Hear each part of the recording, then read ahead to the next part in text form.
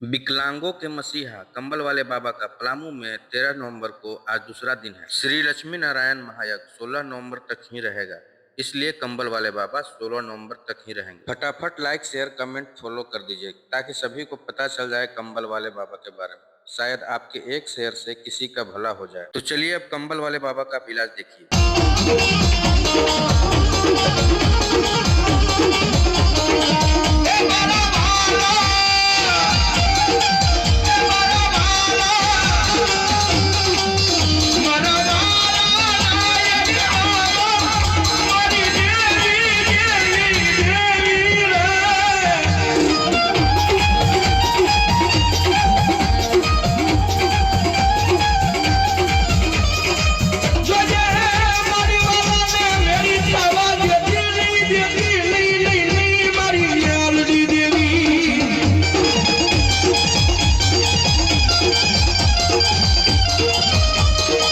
મારો વાલા વેરી બનશે તેથી તનમાં